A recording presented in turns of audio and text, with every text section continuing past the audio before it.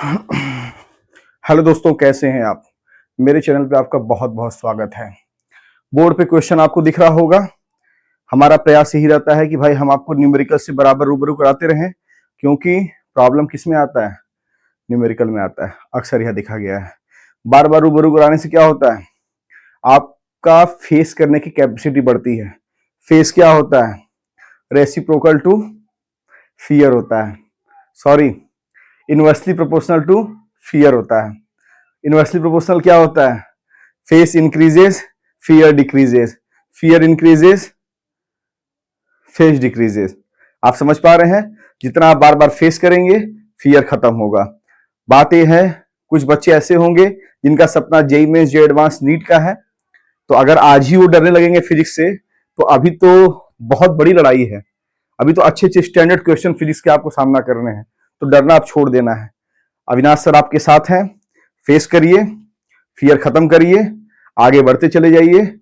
मेरी बहुत बहुत शुभकामना आपके साथ है दोस्तों। बोर्ड एग्जाम चल रहा है। आपका मन इस समय, आपके मन में क्या क्या प्रश्न आ रहे होंगे। कभी चूंकि आज जिस फेज से आप गुजर रहे हैं उस फेज से कभी मैं भी गुजरा हूं, तो ऑब्वियसली मैं आपकी मनोदशा को मैं समझ सकता हूं। लेकिन एक मेरी मोरल रिस्पॉन्सिबिलिटी ये बनती है, जैसे मैं अगर आपका शिक्षक हूं और एक टीचर होने के नाते मेरी एक रिस्पॉन्सिबिलिटी बनती है कि मैं आपके लिए बेस्ट से बेस्ट करूं। मैं आपका, जैसे आप मेरे विद्यार्थी हो गए, मैं आपका टीचर हो गया, तो ये मेरी मोरल रिस्पॉन्सिबिलिटी बनती है दोस्तों। तो जैसे कि बोर्ड पे क्वेश्चन दिया हुआ है, आप बस इतना जान लीजिए, आप मेरे चैनल को सब्सक्राइब करिए, मेरे चैनल से जुड़िए। आप खुद देख रहे होंगे, अभी मुझे मुश्किल से 1 से 1.5 महीने भी हुआ है अभी स्टार्ट किए हुए, 90 से 91 वीडियो आप देख रहे होंगे आपके पास पहुंच गए हैं। इट मीन्स दैट, कहना क्या चाहता हूं, इसका मतलब अभी बहुत कुछ जोरों शोरों से आपके लिए करना है दोस्तों। लेकिन मेरी एक निवेदन है आपसे कि आप सब्सक्राइब करिए चैनल को, मुझसे जुड़िए। मैं आपके लिए और बेस्ट से बेस्ट चीजों को मैं करता रहूंगा। सब्सक्राइब करने का सेंस ये है कि जो भी वीडियो डालूंगा ऑब्वियसली अच्छे से अच्छा डालूंगा, उसका नोटिफिकेशन आपके पास पहुंचेगा और आप उसका यूज करेंगे और आप अपने लिए अपने चीजों को आप और अच्छे से बेटर और बेस्ट कर सकते हैं। तो आपके लिए काफी लाभदायक साबित होगा। तो दोस्तों, एक क्वेश्चन है, पढ़िएगा। 2 विद्युत बल्बों में समान धारा प्रवाहित हो रही है तथा उनमें समान धातु एवं समान लंबाई के तंतु लगे हैं, परंतु एक बल्ब का तंतु दूसरे की अपेक्षा मोटा है। किस बल्ब की सामर्थ्य अधिक होगी और क्यों होगी। इसका मतलब ये हो गया कि यहां पर बात हो रही है 2 बल्ब का। तो चलिए, आपने 2 बल्ब बना लिया, एक बल्ब बन गया आपका, 2 बल्ब बन गया आपका। चलिए, ये आपका पहला बल्ब हो गया, ये आपका दूसरा बल्ब हो गया। कह रहा है कि समान धारा प्रवाहित हो रही है, मतलब इस बल्ब में से जो धारा जा रही है वो आई जा रही है और इस बल्ब में से जो धारा जा रही है वो भी आई जा रही है। चलिए, तथा उनमें समान धातु एवं समान लंबाई के तंतु लगे हैं, मतलब इनके पास जो फिलामेंट है, इनके पास जो तंतु है, उस तंतु का लेंथ अगर इसका भी एल है तो इसके तंतु का जो लेंथ है, लंबाई है, वो भी क्या है, एल है। ये भी ठीक हो गया। परंतु एक बल्ब का तंतु दूसरे की अपेक्षा मोटा है, ठीक है। तो किस बल्ब की सामर्थ्य अधिक होगी, मतलब एक बल्ब का तंतु। तो मान लेते हैं, अब एक बल्ब का मतलब जैसे है, मान लेते हैं कि इस बल्ब का जो तंतु है, ठीक है ना, दूसरे की अपेक्षा क्या है, मोटा है। तो मोटा होने का क्या सेक्शन हो, क्या क्या मतलब हो गया, मोटा होने का मतलब ये हो गया कि उसका जो क्रॉस सेक्शन एरिया हो गया। क्योंकि आपको पता है कि जैसे मान लीजिए ये आपका क्या हो गया, वायर हो गया, और ये आपका क्या होता है, दैट इज एल लेंथ हो गया। ये आपका क्या होता है, क्रॉस सेक्शन एरिया हो जाता है। उसके बाद इस वायर का अपना एक रेजिस्टेंस होता है, इस वायर का, ठीक है ना, रेजिस्टिविटी हम लोग निकालते हैं, रो इक्वल टू क्या होता है, that is R A upon L से निकालते हैं। और आर बराबर भी फार्मूला क्या होता है, दैट इज रो एल अपान ए होता है। और आर और ए में क्या रिलेशन मिलता है, R is inversely proportional to A होता है। तो जो हमसे पूछ क्या रहा है, हमसे पूछ रहा है कि किस बल्ब की सामर्थ्य अधिक होगी, मतलब बात यहां पर हो रहा है सामर्थ्य का, पावर की बात हो रही है। तो एक बार बताइए, बल्ब 2 है, ठीक है, इनमें करंट आई जा रहा है, ठीक है, इनमें 2 तंतु लगे हुए हैं, उनका जो मेटल है सेम है, उनका लेंथ भी सेम है, ये भी ठीक है। लेकिन एक जो तंतु है दूसरे की अपेक्षा मोटा है, तो मान लेते हैं कि इसका जो क्या बोलते हैं क्रॉस सेक्शन एरिया है वह कितना है, A1 है, और दूसरा क्या है, A2 है, ठीक है ना। तो जब मान लेते हैं कि जो पहला वाला बल्ब का तंतु है दूसरे वाले बल्ब के तंतु से ज्यादा उसकी मोटाई है, तो इट मींस दैट इसका क्रॉस सेक्शन एरिया ज्यादा हो गया। इसका मतलब ये हो गया कि हम यहां लिख सकते हैं कि A1 जो है बड़ा है किससे, A2 से। आप इतनी बात समझ गए होंगे। अब आपको बताना क्या है दोस्तों, आपको जो बताना है वह यह बताना है कि इनके पावर का कंपैरिजन करिए आप कि किसका पावर ज्यादा होगा। तो एक बात बताइएगा मुझे, पावर होता क्या है, सामर्थ्य। तो जो सामर्थ्य होता है दोस्तों वह क्या होता है, P इज इक्वल टू, आपने पढ़ा होगा, P इज इक्वल टू होता है V² अपॉन R होता है, ये आपको पता है, P is equal to V² upon R होता है। इसका मतलब यहां से एक रिलेशन मिलता है, क्या, P और R का क्या मिलता है, P is inversely proportional to 1 upon R होता है, मतलब P व्युत्क्रमानुपाती होता है किसके, R के। इसका मतलब हुआ कि जिसका रेजिस्टेंस ज्यादा होगा, प्रतिरोध ज्यादा होगा, उसका सामर्थ्य क्या होगा, कम होगा, ठीक है। अब दो बल्ब हैं, उनका अब हम तुलना कर लेते हैं। जब हम पहले बल्ब की बात लेके चलते हैं, हम लोग लिख लेते हैं फर्स्ट बल्ब। कौन सा बल्ब, फर्स्ट बल्ब। तो फर्स्ट बल्ब का जब आप निकालेंगे, क्या निकालेंगे, पावर निकालेंगे, तो मान लेते हैं कितना हो गया, P1 हो गया। अब P1 इक्वल टू क्या हो गया, अब ध्यान दीजिएगा, P1 हमको जो मिलेगा क्या हो जाएगा, directly proportional to 1 upon, sorry, inversely proportional to R1, ठीक है। उसके बाद सेकंड बल्ब लिख लीजिए, सेकंड बल्ब का ध्यान दीजिएगा, समझिएगा यहां से, सेकंड बल्ब का क्या हो जाएगा, पावर सामर्थ्य P2, और यह इनवर्सली प्रोपोर्शनल टू क्या हो जाएगा, R2। अब यहां पर आपको एक चीज चेक करना है, क्या, सर ने भी आपको एक फार्मूला बताया था, क्या बताया था, R इक्वल टू क्या था, रो L अपॉन A था ना। अब आप एक काम करिए, फर्स्ट बल्ब के लिए आप R निकालेंगे, तो मान लीजिए हो गया R1 बराबर क्या हो गया, that is rho L upon A1 हो गया, ठीक है। उसके बाद सेकेंड बल्ब के लिए यहां हम थोड़ा इसको इरेज कर ले रहे हैं, ठीक है। उसके बाद हम थोड़ा इसको इरेज कर ले रहे हैं। सेकेंड बल्ब के लिए अगर हम सेकेंड बल्ब की बात करेंगे, तो सेकेंड बल्ब में हमें मिल गया R2 इज इक्वल टू क्या मिल गया, that is rho L upon A2 मिल गया। इसका मतलब यहां क्या रिलेशन मिला, R1 1 upon A1 inversely proportional व्युत्क्रमानुपाती, यहां मिला R2 व्युत्क्रमानुपाती A2। अब मुझे बस इतना बता दीजिएगा, आप छोटी सी बात पूछूंगा, ज्यादा कुछ नहीं। अब यहाँ सामर्थ्य की बात हो रही है, मतलब पावर की बात हो रही है, तो पावर तक पहुंचने से पहले हम लोग एक काम कर लेते हैं कि रेजिस्टेंस और क्रॉस सेक्शन एरिया, प्रतिरोध, और उसके बाद जो इसका क्रॉस सेक्शन एरिया है, इसका हम लोग क्या कर लेते हैं, कंपैरिजन कर लेते हैं। मुझे एक बात बताइएगा, A1 और R1 किस बल्ब के बारे में बात हो रही है, पहले वाले बल्ब के बारे में बात हो रही है। R2 A2 किस बल्ब के बारे में बात हो रही है, सेकेंड बल्ब की बात हो रही है। तो मुझे एक बात बताइएगा, आपने क्या लिखा था, A1 is greater than A2, मतलब पहले बल्ब का जो तंतु है उसकी मोटाई ज्यादा है दूसरे बल्ब से, यही बात था ना। अब मुझे बात बताइएगा, A1 ज्यादा है, तो A1 अगर ज्यादा है, ठीक है, A2 से, तो जाहिर सी बात है R1 क्या होगा, कम होगा। ये बात तो कंफर्म हो गया, A1 क्या हो गया, ज्यादा हो गया, तो R1 क्या हो गया, कम हो गया।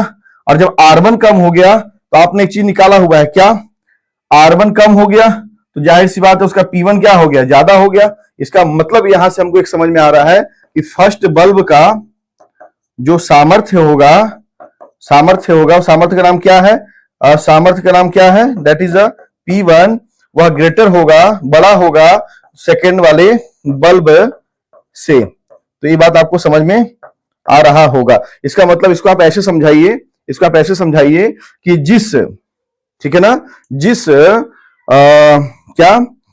बल्ब के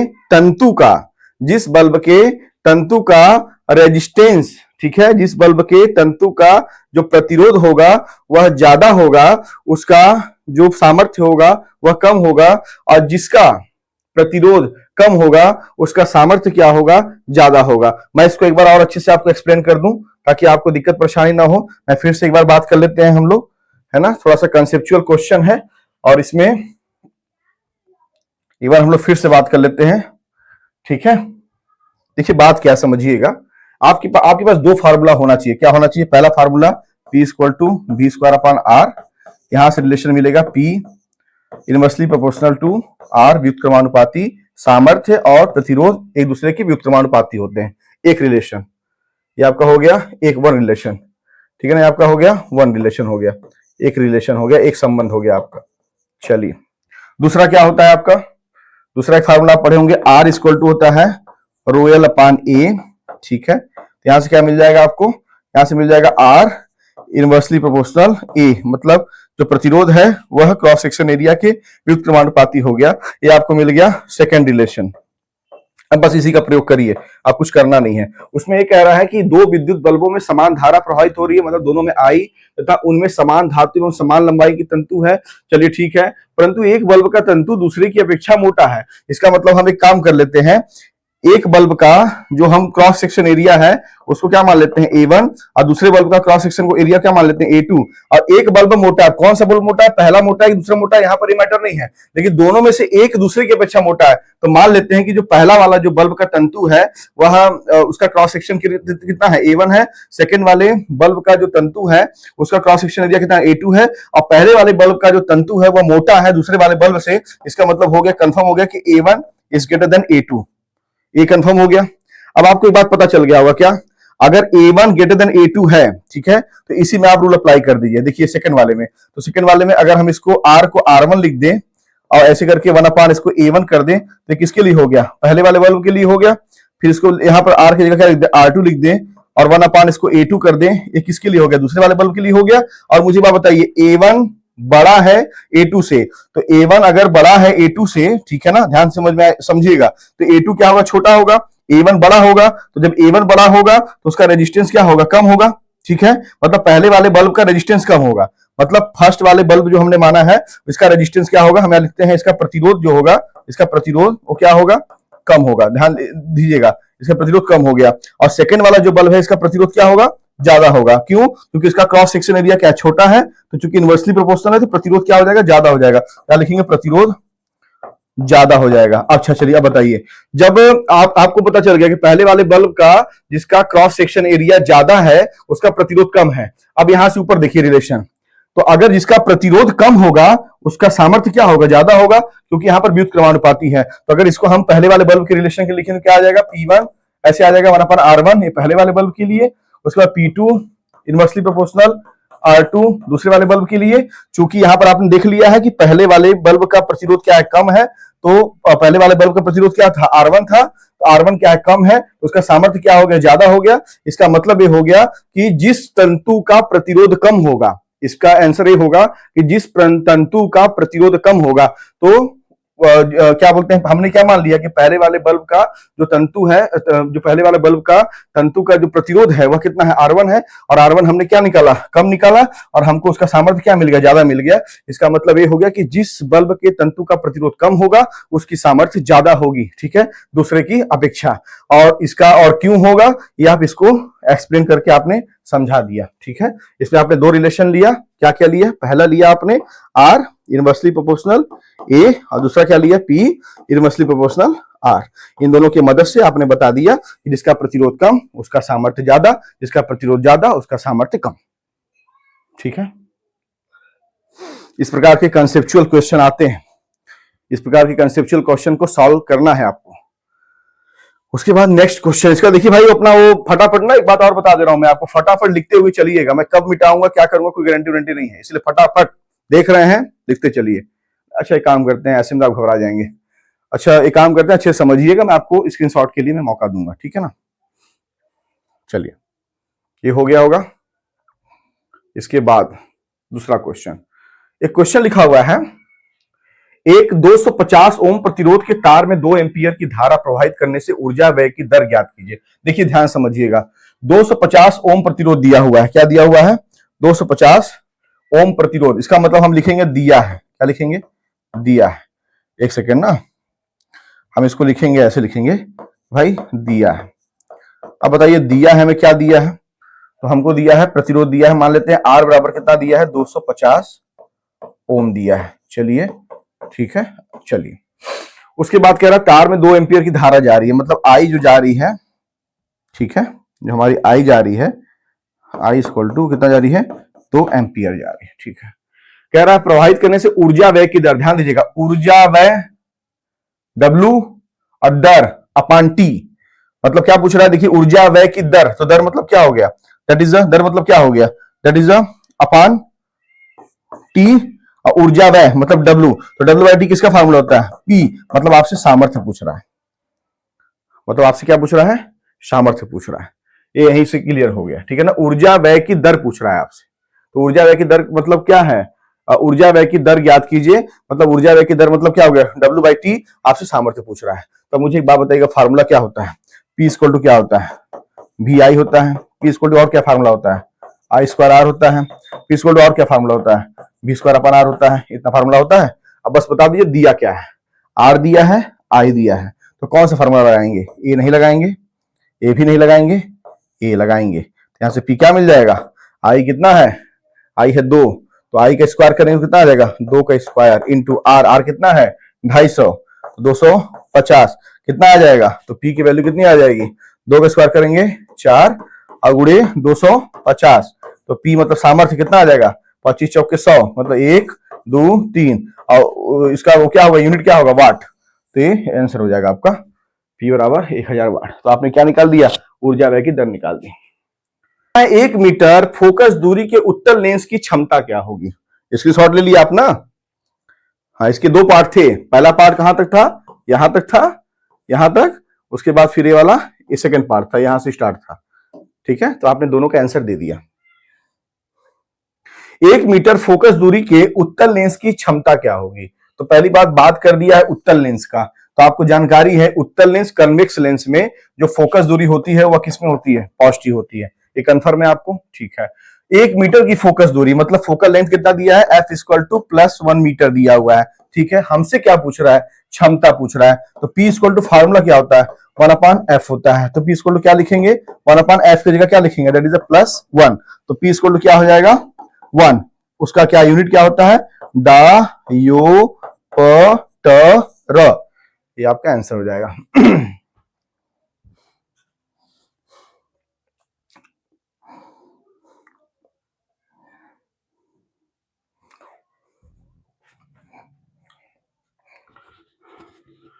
दो विद्युत बल्बों की सामर्थ्य क्रमशः 60 वाट तथा 100 वाट है, दोनों 220 वोल्ट पर कार्य करते हैं, तो इनके प्रतिरोधों का अनुपात क्या होगा। दो विद्युत बल्बों की सामर्थ्य मतलब दो बल्ब है, एक बल्ब दो बल्ब, सामर्थ्य कितना है इनका मान लेते हैं P1 इनका मान लिए P2, P1 कितना दिले बा हो 60 वाट और P2 कितना दिले बा 100 वाट, दोनों के दोनों 220 वोल्ट पे कार्य करते हैं, ठीक है। मतलब इनहू कितने पे कार्य करते हैं, कितना वोल्टेज पे 220 पे, और एहू कितना कार्य करते हैं, इहो 220 पे काम करते हैं। आगे चलिए, हमसे कह रहे हैं इनके प्रतिरोधों का अनुपात क्या होगा, मान लेते हैं इनका प्रतिरोध होगा R1 और इनका कितना होगा भैया R2, तो इनका हमको अनुपात निकालना है, मतलब हमसे पूछ रहा है R1/R2, तो इनमें कोई समस्या है क्या, हमें लगता है कि समस्या नहीं है। काहे कि आपको फार्मूला पता है, क्या पता है, P बराबर क्या होता है, तनी से इसको मिटा दे, हो इतना आप लिख लो तनी से, पहले थोड़ा सा हम ना बीच बीच में मिटाते भी चलेंगे भैया, जगह कम है और सॉल्व ज्यादा करना है, इतना लिख लिए, इसको अपने पास रख लिए, ये आपके पास मुट्ठी में हो गया। चलिए अब उसके बाद थोड़ा इसको मिटा देते हैं, मिटा करके फिर आगे सॉल्व कराते हैं, है ना। चलो, तो हमरा के क्या निकालना है, हमरा के निकालना है R1/R2 निकालना है, हमको R1/R2 निकालना है, तो क्या निकाले, चलिए निकालते हैं। कैसे निकालेंगे भैया, देखिए सुनिए ध्यान से, R1/R2 आपको निकालना है, ये बताइए आपके पास था क्या, फिर से लिखवा दे रहे हैं। P1 बराबर था 60 वाट, चलिए ये पहले बल्ब का बल्ब नंबर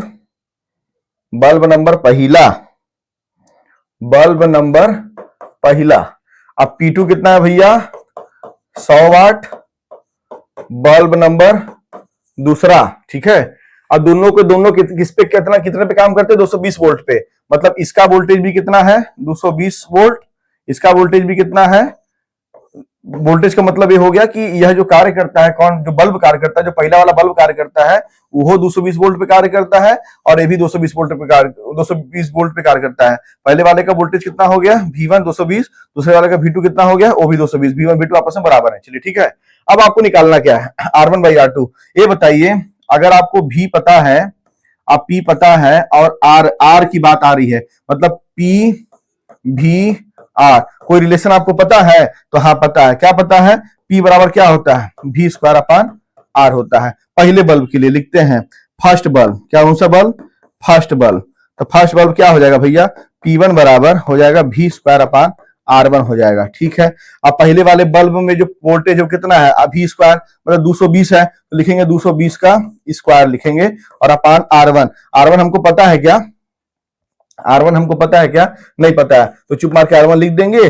और उसके बाद P1 कितना दिया हुआ है? तो P1 हमको दिया हुआ है, कितना दिया है? 60 वाट दिया है, तो 60 हो गया, मतलब एक हमारा रिलेशन ही हमको मिल गया। चलिए, उसके बाद दूसरा का क्या है? Second bulb.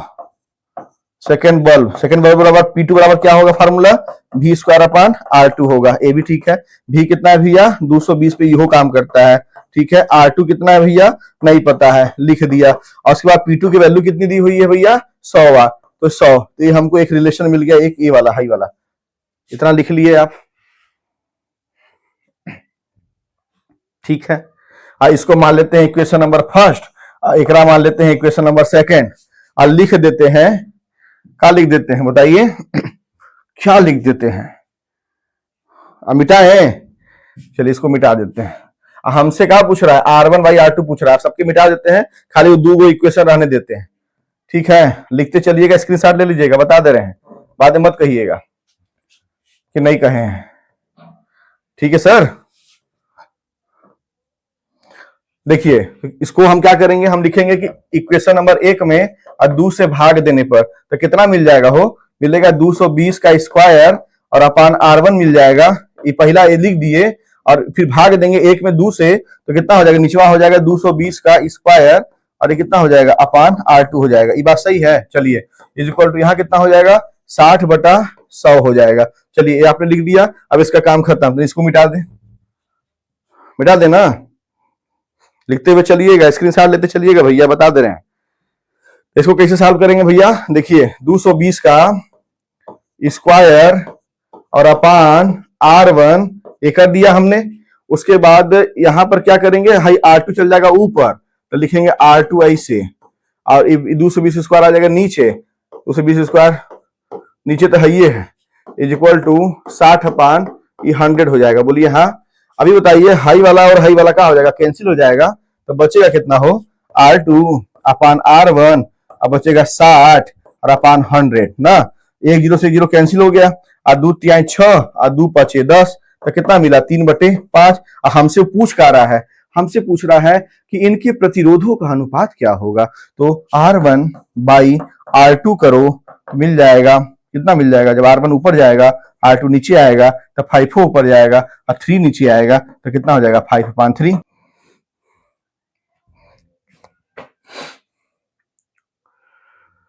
क्वेश्चन लिखा है कि I1 तथा I2 है, वो यहाँ I1 तथा I2। एक मेंस में R1 और R2 प्रतिरोधों के दो तार समांतर क्रम में जोड़े जाते हैं। यदि इनमें प्रवाहित धारा I1 तथा I2 हो एवं प्रति सेकंड उत्पन्न ऊष्मा क्रमशः H1 व H2 हो, तो हमसे पूछ रहा है। तो हम जानते क्या पूछ रहा है? हमसे पूछ रहा है H1 बाई H2 पूछ रहा है।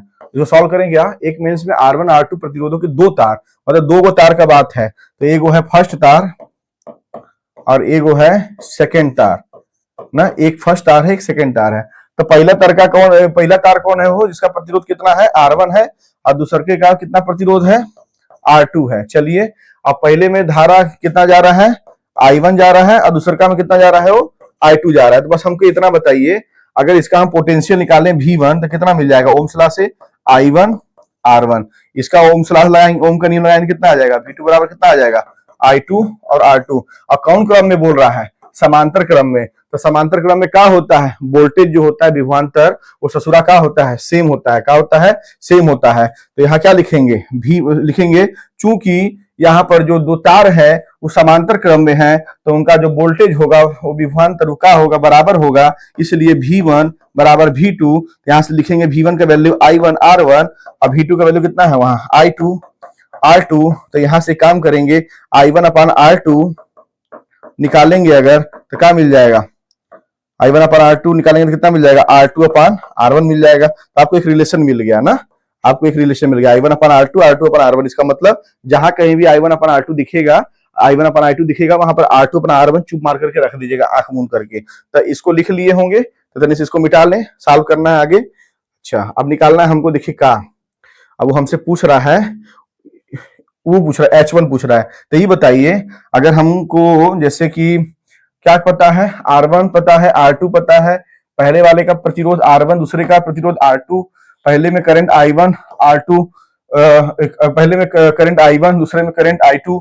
तो फार्मूला अगर हीट की बात आ रही है तो हीट का फार्मूला पढ़े होंगे, H बराबर क्या होता है I स्क्वायर RT। ये पढ़े कि नहीं पढ़े, ठीक है ना, पढ़े हैं। अब प्रति सेकेंड उत्पन्न उष्मा क्रमशः H1 व H2 हो, ठीक है ना, प्रति सेकेंड उष्मा H1 और H2 हो। तो मुझे यहां से एक बात बताइए, थोड़ा सा यहां से आपको एक बात समझ में आ रहा होगा कि H जो है डायरेक्टली प्रोपोर्शनल क्या हो गया, R हो गया। तो हमको निकालना क्या है, हमको निकालना है दैट इज फॉर्मूला क्या होता है, H equal to I square RT होता है। चलिए तो H बराबर क्या हो जाएगा, I की जगह V अपन R लिखेंगे, V स्क्वायर अपान R square into R into T। अब R से R एक कैंसिल हो गया, तो H बराबर कितना आया, V स्क्वायर अपान R इंटू T, और T की वैल्यू कितनी है प्रति सेकंड 1, तो T को उड़ा दीजिए। तो मतलब हमको क्या मिल जा रहा है, देखिए हमको मिल जा रहा है H1 बराबर मिल रहा है V स्क्वायर अपान R1, क्योंकि V दोनों में सेम होगा, बता दे रहे हैं ना। और H2 बराबर क्या होगा, क्या मिल जा रहा है आपको, H2 कितना मिल जा रहा है, that is the V square upon R2 मिल जा रहा है।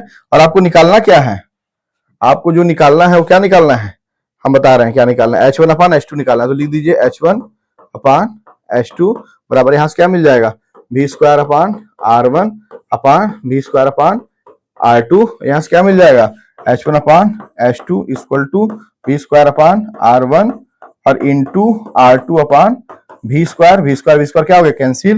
यहाँ से H1 अपान H2 कितना मिल जाएगा आपको, लिखेंगे H1 upon H2 equal to R2 by R1। अभी ध्यान दीजिएगा R2 बाई R1 की वैल्यू कितनी है, I1 बाई I2।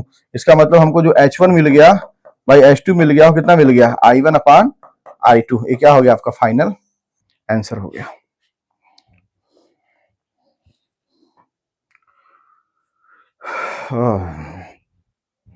थोड़ा सा माथा पच्ची हो जाता है यार कभी कभी।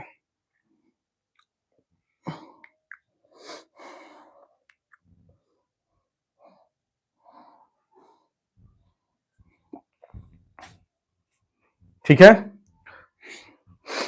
अगर लग रहा है कि आपके लिए बेस्ट से बेस्ट चीजें हो सकती हैं, तो फॉर काइंड इन्फॉर्मेशन कि मैं आपके लिए बेस्ट से बेस्ट चीजें करने का हमेशा प्रयास करूंगा। और आप मेरे चैनल को प्लीज सब्सक्राइब करिए। और ठीक है दोस्तों, और ठीक है ना, हम लोग मिलते हैं नेक्स्ट वीडियो में और अच्छे अच्छे न्यूमेरिकल्स अच्छे अच्छे टॉपिक्स के साथ मिलेंगे, ठीक है ना। और ठीक है ना, आप बस यही कहूंगा कि सब्सक्राइब करिए चैनल को, आप इससे ज्यादा क्या ही कह सकता हूँ आपसे, ठीक है।